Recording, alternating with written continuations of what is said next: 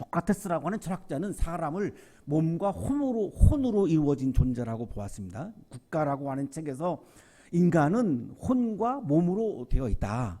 근데 몸을 위해서는 체육이 중요하고 혼을 위해서는 음악이 중요하다 이렇게 강조합니다. 교육에서 가장 중요한 교육이 뭐냐? 플라톤은 음악 교육이라고 얘기합니다. 그래서 국가라고 하는 그 큰 책에서 3권이 다 음악론입니다. 우리 여기 음악 하시는 분들은 국가 3권은 꼭 필수적으로 읽어봤으면 좋겠다고 생각을 하는데요. 그 정도로 음악을 굉장히 강조했습니다. 혼을 위해서는 음악이 중요하다라고 하는 거죠. 우리가 잘 알고 있는 거기 때문에 인용 이렇게 읽지는 않겠습니다. 자, 그런데 이 몸과 혼이 있는데 그 중에서도 혼을 강조합니다. 왜냐하면 이 몸은 혼의 지배를 받는다고 생각하는 겁니다. 소크라테스는. 그래서 결국은 인간은 그냥 혼이야 라고까지 얘기하죠. 그것이 무엇이기다는 하다면 혼 말고 다른 게 결코 아니라는 결론이 남는군. 인간은 그냥 혼일 뿐이야 라고 하는 겁니다. 그러면 이 혼이 뭐냐? 우리가 이해하기 쉽게 하기 위해서 영어로 말하면 soul입니다. soul. 우리 대중음악 하시는 분들 이렇게 연주하고 나면 굉장히 소울이 풍부하다 이런 말을 우리가 많이 하는데요. 이 소울입니다. 그러면 영은 뭐냐? 스피릿입니다. 구약성서에서는 이제 히브리어를 쓰니까요. 이 혼은 네페쉬입니다. 영은 루아흐입니다. 그리고 이거를 이제 그리스어로 번역해가지고 구약성서도 그리스어로 번역해가지고 셉투아긴트라고 하는 성서를 옛날에 이제 기독교인들이 읽었습니다. 그리스어로 옮기는 과정에서는 루아흐는 푸뉴마로 번역을 한 거고 이 호는 푸시케로 번역을 한 겁니다. 그리스어로. 이거를 다시 영어로 소울, 스피릿 이렇게 번역을 한 거고 우리 한국에서는 혼, 영으로 구분을 한 겁니다. 그러니까 우리가 한국에서는 영혼이라고 하는 말을 편하게 쓰지만 그리스어나 히브리어에서는 영과 혼을 이렇게 혼재해서 쓰지 않습니다. 영과 혼은 분명히 구분되어 있습니다.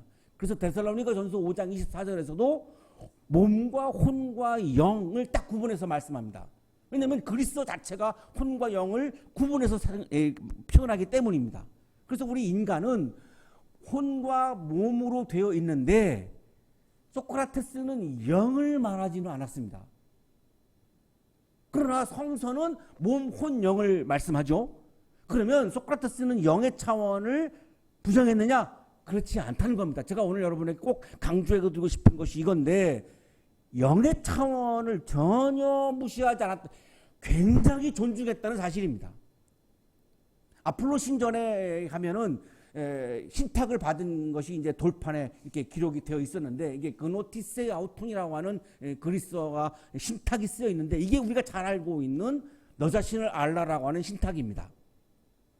아테네 시민들한테 이 소크라테스가 이거를 읽어줍니다. 자, 여기 보십시오. 신탁이 쓰여 있죠. 신이 우리에게 준 말이 쓰여 있죠. 너 자신을 알라고 쓰여 있습니다. 그노티세 아우톤이라고 쓰여 있습니다. 자, 그런데 이게 너 자신을 알라라고 하는 거는 네가 뭐라는 걸 알라는 겁니까? 당신이 혼이라는 거를 알라는 말입니다. 이렇게 설명해 줍니다. 그러니 자신을 알라고 명하는 자는 신이죠. 자, 신을 인정하고 있잖아요. 신을 굉장히 존중하고 있습니다. 인정하는 정도가 아니라 소크라테스는 신을 너무너무 존중합니다. 그러니 자신을 알라고 명하는 신은이에요. 신은 우리에게 혼을 알라고 시키는 걸세.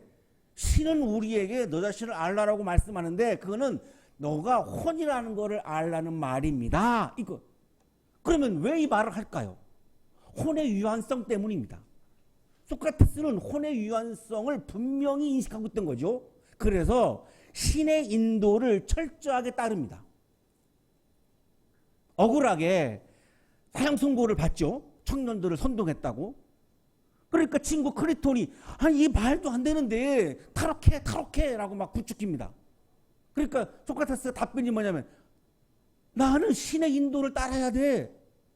신이 나를 보고 죽으라 그러면 내가 죽는 거지. 그걸 내가 어떻게 어겨? 신의 인도를 따라야지. 이래서 탈옥을 하지 않는 겁니다. 이거를 어떤 분들이 악법도 법이다라고 하는 이상한 말을 만들어냈는데 그런 말은 존재하지 않습니다. 악법도 법이라고 하는 말은 소크라테스가 한 적이 한 번도 없습니다. 이거 완전히 왜곡이에요.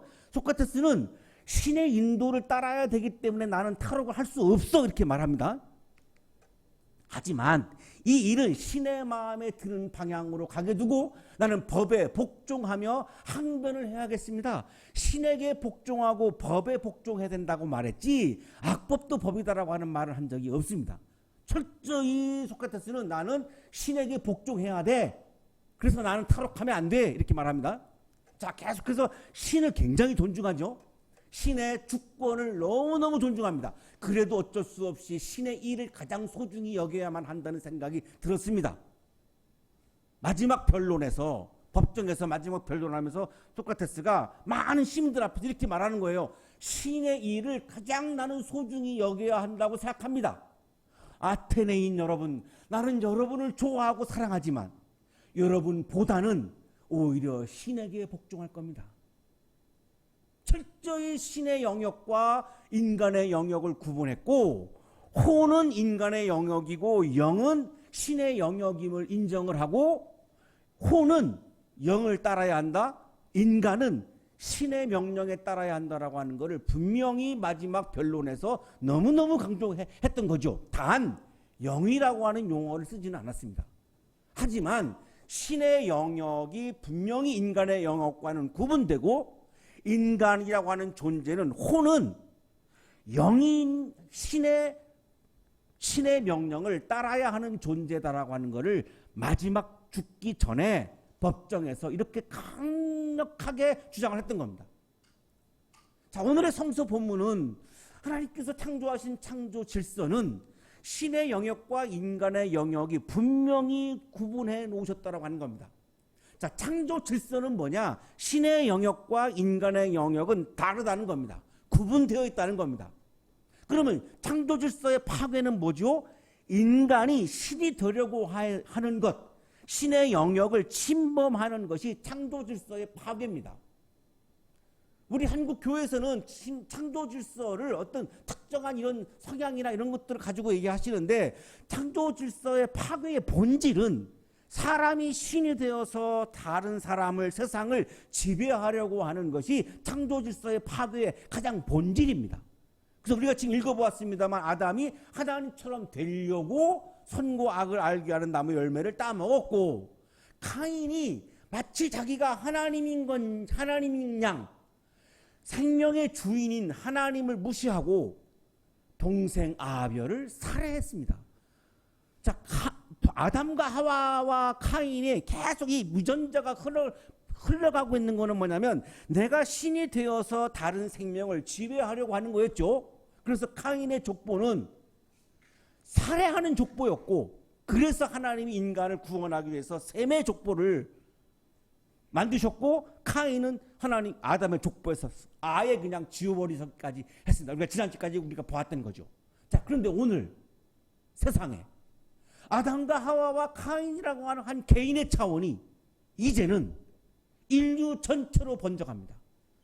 이게 뭐냐면 신의 아들과 사람의 딸이 결합하는 장면입니다. 오늘 이 네페림이라고 하는 장면이 신의 자녀와 인간의 자녀가 결합하는 장면입니다. 왜 결합했을까요? 인간이 신이 되려고 하는 겁니다. 그러니 개인의 차원일 때까지는 그냥 볼 수 있었지만 인류 전체가 그렇게 가는 거는 도저히 하나님이 이거를 바라만 볼 수가 없어요. 그래서 다음 주에 우리가 묵상하겠습니다만 홍수 심판은 불가피한 하나님의 심판이었다라고 하는 겁니다. 홍수 심판은 불가피한 하나님의 심판이었음을 이야기해 주는 본문이 오늘의 본문입니다. 인류 전체가 신이 되라고 했다라고 하는 거죠. 그렇게 해서 창조 질서를 파괴하고 우주의 질서를 파괴하고 하나님의 질서를 파괴하고 에덴 동산의 질서를 파괴했다는 겁니다. 아담과 하와와 카인이라고 하는 개인의 차원이 이제는 인류 전체로 퍼져나가면서 하나님의 영역과 인간의 영역의 대혼란을 야기시키는 전 피조 세계의 타락으로 이어져 갔다라고 하는 것을 오늘 보여줍니다. 사람들이 땅 위에 늘어나기 시작하더니 그들에게서 딸들이 태어납니다. 하나님의 아들들이, 이 문제는 하나님의 아들들입니다. 하나님의 아들들이 누구다 이거죠.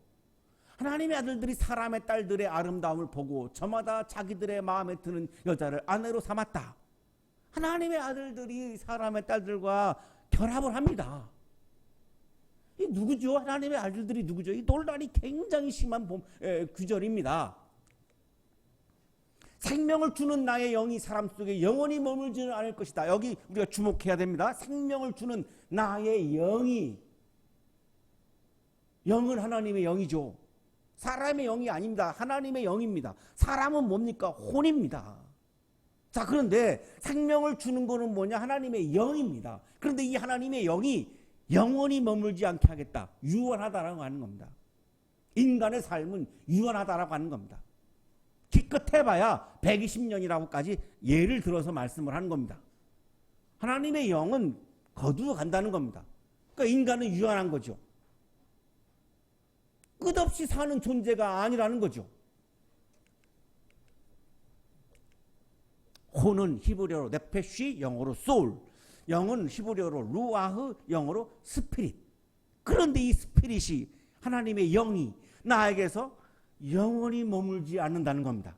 유언하다는 겁니다. 자, 이게 하나님의 영역과 인간의 영역을 하나님이 확실하게 구분해 놓는 말씀입니다. 너는 신이 되어서 영원히 살 수 없다. 그런데 인간은 어떡하죠? 자꾸 영원히 살라고 시도합니다. 이것이 신이 되려고 하는 굉장한 교만함이라는 거죠. 그러나 하나님은 분명히 설정을 해놓은 거죠. 창조 질서에서 유한한 존재로, 끝없이 살지 않는 존재로. 이거를 거부하고 이거를 시도하는 것이 죄라고 창세기 언역사는 우리들에게 말씀해 주고 있는 겁니다. 창세기 3장 22절에서 하나님이 이렇게 말씀하시죠. 보아라, 이 사람이 우리 가운데 하나처럼 선과 악을 알게 되었다. 이제 그가 손을 내밀어서 생명나무의 열매까지 따서 먹고 끝없이 살게 하여서는 안 된다. 하나님은 분명히 설정해놨어요. 인간은 끝없이 살 수 없다. 죽는다 이거예요. 유연한 존재라는 거예요. 하나님은 영원한 존재라는 거예요. 이렇게 설정해놓은 거를 감히 인간은 선과 악을 알게 하는 나무에 따먹더니 이제 생명나무 열매까지 따먹어서 이게 영원히 죽지 않는 존재가 되려고, 신이 되려고 했다라고 하는 겁니다. 이거를 한번 확인해 본 게 카인입니다. 아벨을 죽인 거죠. 자, 그러더니 이제는 신의 자녀와 인간의 자녀가 결국은 결합해서 모든 인간이 그냥 신이 되려고 하는 겁니다. 이래서 나온 존재가 네피림입니다. 그 무렵에 그 후에도 얼마 동안 땅 위에는 네페림이라고 하는 거인족이 있었다. 그들은 하나님의 아들들과 사람의 딸들 사이에서 태어난 자식들이었다. 그들은 옛날에 있던 용사들로서 유명한 사람들이었다. 지금 그림에서 보시면 네페림이 나오고 있는데 어마어마한 거인이죠. 그 앞에 있는 사람은 일반인입니다. 오른쪽에 있는 게 일반인이고 이 왼쪽에 있는 게 네페림이라고 하는 어마어마한 거대한 거인입니다. 어마어마한 파워를, 힘을 가지고 있는 거죠. 그러면 일반인은 어떻게 되죠? 이 네페림의 지배를 받을 수밖에 없죠. 지배와 피지배의 관계가 생겨날 수밖에 없는 상황입니다. 고대 알렉산드리아의 유대인 철학자인 필로, 유대 역사가인 요세푸스, 초기 기독교 스승인 저스틴, 이레네우스, 또 클레멘트, 터툴리안, 이분들은 하나님의 아들들이 누구냐라고 했을 때에 초월적인 능력을 가진 천상계의 존재다라고 해석을 합니다. 다른 해석도 있는데 제가 보면 이 해석이 가장 설득력이 있습니다. 사람의 딸들은 누구냐? 지상계에 존재하는 바로 우리를 말합니다. 하나님의 아들들은 천상에 존재하는 생명들입니다. 그럼 누구냐? 천사와 악마입니다. 쉽게 정리하면 그냥 천사와 악마입니다. 이들은 하나님의 심부름을 했던 사람들인데 땅에 내려와가지고 여인들과 결혼을 해가지고 자식을 낳은 거예요. 근데 이 자식이 반신 반인입니다. 반은 신이고 반은 인간이에요. 이러니까 네피림이라고 하는 거인이 나타난 겁니다. 인간의 능력을 뛰어넘는 초인입니다. 이게 니체가 초인이라고 말한 거죠. 자기 장면이 인간의 영역과 하나님의 영역을 구분해 오는 것을 지금 인간이 이 창조 질서를 지금 파괴하고 있는 장면입니다. 이러니까 하나님은 어떻게 해야 됩니까? 태초의 창조로 끝날 수가 없는 거죠. 이렇게 나오니까 인간이 오늘의 창조를 계속되어지는 창조를, 현재의 창조를 할 수밖에 없는 겁니다. 이 현재의 창조를 위해서 빼어든 칼이 뭐냐? 노아의 홍수 심판입니다. 노아의 홍수 심판은 다 전멸을 시키려고 하는 것이 아니라 신의 영역을 침범해 들어온 인간을 다시 정리하시려고, 이들을 구원하려고 오늘의 창조를 위해서 홍수 심판을 할 수밖에 없었습니다. 자, 구약 성서 욥기에 보면 하나님의 아들들이라고 하는 용어가 나옵니다. 1장 6절인데요. 하루는 하나님의 아들들이 와서 나오죠. 하나님의 아들들이 와서 주님 앞에 섰는데 사탄도 그들과 함께 서 있었다. 자, 그리고 주석에 이렇게 나옵니다. 또는 천사들. 욥기에서는 하나님의 아들들이 천사로 해석되어지고 있습니다. 그래서 앞에서 말씀드렸던 많은 이 사람들이 천상계의 존재라고 해석을 하고 있는 거죠. 자, 시작성서 유다서에도 천상의 세계를 떠난 천사들이 나옵니다. 유다서 1장 6절입니다. 또 그는 자기들의 통치력에 머물지 않고 그 거처를 떠난 천사들을 그 큰 나라의 심판에 붙이시려고 영원한 사슬로 메어서 어둠에 가두어 주셨습니다. 천상에 존재했던 천사들이 그 거처를 떠나서 이 땅에 내려왔다는 거예요. 내려와서 창세기 오늘 6장에서는 뭐 한 거예요? 인간과 결합을 한 거예요. 그래서 반신반인이라고 하는 네피림이 태어난 거죠. 그러면 이것이 창세기에만 나오느냐? 고대 문서에 많이 나옵니다.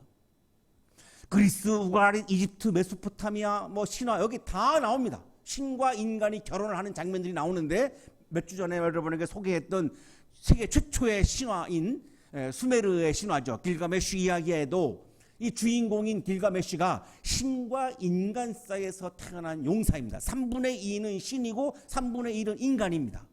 길가메시의 아버지는 루갈반다라는 인간이었고 그의 어머니는 들소의 여신인 닌순이었다. 신화 속에 그는 3분의 2는 신이었고 3분의 1은 인간이었다. 신과 인간이 결합되어 있는 존재가 굉장히 많이 나옵니다. 여러분 잘 알고 있는 그리스 신화에도 제우스가 알크메네인 사람과 결혼을 합니다. 여기서 나온 자녀가 그 유명한 용사 헤라클레스입니다. 여신 테티스가 사람과 결혼하죠. 그래서 나온 게 용사 아킬레스입니다. 오늘의 본문은 신적인 존재와 인간 사이의 이 결합은 창조주 하나님께 도전하는 행위로 간주합니다. 창조 질서를 파괴하고 창조 질서를 깨트리는 죄악으로 규정합니다. 에덴에서 시작되고 카인의 범죄로 이어지고 결혼해서 극치를 이룬 인간 범죄로 간주합니다. 결국 온 인류의 차원으로 인간이 하나님이 되어서 타인을 지배하고 세상을 지배하려고 하는 것을 최초의 범죄로 하나님은 보신 것이고 그거를 도저히 묵과할 수 없었기 때문에 가슴 아프지만 홍수 심판을 내릴 수밖에 없었던 거죠. 멀트 브루그만이라고 하는 세계적인 구약 성서학자도 하나님의 아들들과 사람의 딸들이 결합한 것은 하나님처럼 되어서 세상을 지배하려고 하는 인간의 욕망이 나타나고 있다라고 설명을 합니다. 게다가 우리나라의 구약 주석가인 김유근 교수는 신적 존재와 인간의 존재의 야합이라고 하는 표현을 씁니다. 오늘날에도 선과 악이 교묘하게 결탁한다는 겁니다. 이번의 주장은. 네피림은 오늘날에도 등장하고 있다고 해석을 합니다. 신적 존재와 인간적 존재의 야합이 악마적인 것을 만들어냈다. 이것이 이 세상에 존재하고 있는 구조학이다라고 설명합니다. 오늘날에도 선과 악이 결탁해서 악마적인 것이 출현해가지고 힘이 없는 사람들을 거인이 지배하는 것처럼 이 악마적인 존재들이 선한 사람들을 괴롭히고 지배하고 억누르고 있다라고 얘기합니다. 네피림은 오늘날에도 구조악으로까지 존재하고 있다라고 설명을 합니다. 신적인 것과 인간적인 것의 야합을 통하여 악마적인 존재인 거인들이 땅 위에 출현했다는 것이다. 힘이 강한 거인들의 출현으로 전 세계의 모든 피조물들은 거인들의 지배 아래에서 신음하고 탄식한다는 겁니다. 로마서 8장 22절에 이렇게 말씀하죠. 모든 피조물이 이제까지 함께 신음하며 함께 해산의 고통을 겪고 있다는 것을 우리는 압니다. 우리가 살고 있는 지금 이 세상에서 거인들이 존재하죠. 막강한 힘을 갖고 있고 막강한 권력을 가지고 있고 막강한 자본을 갖고 있는 분들은 어마어마한 거인들이죠. 네피림이죠. 그러면 힘이 없는 분들은 어떻게 사나요? 그 아래에서 지배를 당하고 신음하고 탄식하며 살아가는 겁니다. 네피림은 창세기 6장에서 끝난 사건이 아니라 오늘날에도 이어지고 있다고 김옥원 교수는 아주 강하게 주장을 합니다. 그러나 하나님은 거기서 어떻게 하시나요? 심판하십니다. 그것이 홍수 심판입니다. 사랑하는 한영 가족 여러분, 사람은 하나님처럼 되어서 사람을 지배하는 존재가 아닙니다. 내가 누군가를 지배하고 싶다면 그것은 죄의 본질입니다. 사람은 지배하는 존재가 아니라 사람의 경배를 받는 존재가 아닙니다. 내가 사람들로부터 경배를 받고 싶습니까? 이것이 죄입니다. 사람은 유한성을 지닌 하나님의 피조물로서 하나님을 찬양하는 존재입니다. 사람은 사람을 지배하는 존재가 아니라 하나님을 경배하는 존재입니다. 왜 찬양을 합니까? 성가대가 왜 찬양을 합니까? 하나님을 경배하는 겁니다. 그래서 우리나라의 경배와 찬양이라고 하는 아주 독특한 그런 찬양 문화도 나왔죠. 찬양을 왜 합니까? 경배하는 겁니다. 우리가 채플에 와서 왜 예배를 드립니까? 하나님을 경배하는 겁니다. 이걸 왜 합니까? 내가 사람을 지배하는 존재가 아닙니다. 나는 하나님을 경배하는 존재입니다라고 하는 것을 지금 우리가 함께 모여서 고백하고 있는 겁니다. 왜 이거를 하죠? 하나님은 이 모습을 가장 좋아하시기 때문입니다. 하나님은 어떤 사람들을 가장 사랑하시느냐? 하나님을 경배하는 사람을 좋아하는 겁니다. 하나님을 찬양하는 사람들을 좋아하는 겁니다. 누구를 가장 싫어하는가? 다른 사람들을 지배하려고 하는 네피림들을 가장 싫어하시는 겁니다. 그리고 사람은 누구입니까? 내가 지배하는 대상이 아니라 사랑하는 대상입니다. 사람은 내가 지배하는 대상이 아니라 사람은 내가 사랑해야 하는 존재입니다. 우리가 왜 채플에 왔습니까? 우리는 이기적인 존재여서 사람을 사랑하는 게 자꾸만 어려워집니다. 나도 모르게 이기적인 마음을 품게 되어서 사람을 사랑하지 못하고 사람을 이용하려고 할 때가 많아집니다. 나도 모르게 그런 거죠. 나도 모르게. 그것을 이용하다가 나중에는 지배하려고까지 합니다. 나도 모르게 그렇게 갈 수밖에 없습니다. 인간이라고 하는 존재가. 그래서 채플에 나와서 다시 한번 말씀을 묵상하면서 나는 하나님을 경배하는 존재입니다. 나는 사람을 사랑해야 하는 존재입니다를 다시 한번 다짐하고 결단하는 겁니다. 그렇게 안 하면 나도 모르게 사람을 지배하고 사람들로부터 경배하고 싶은 마음이 자꾸만 솟아오르기 때문입니다.